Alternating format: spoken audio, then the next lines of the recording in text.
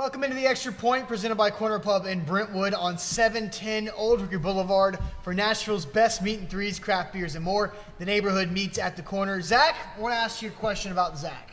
Go for it. Zach Cunningham, that is.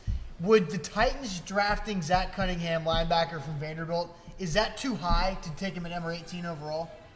I think it's got to be – it's tough because John Robinson, the profile that Zach Cunningham is, team-first mentality, smart, athletic, fills a need because they need a linebacker. Productive.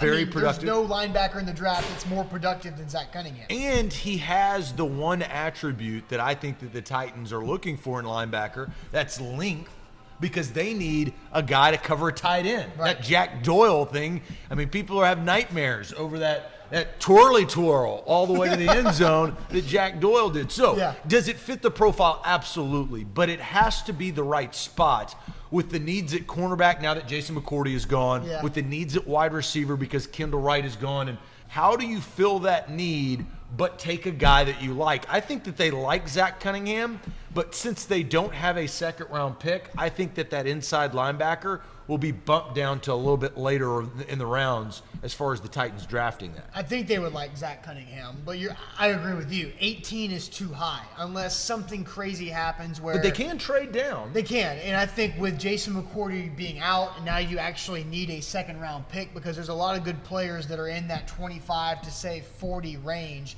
in the draft, and John Robinson's right now has a gap between 18 and 83.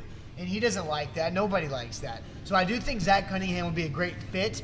18 is too high. Trade back 15 slots into the mid-30s or early 30s and take Zach Cunningham. That would make a lot of sense for me.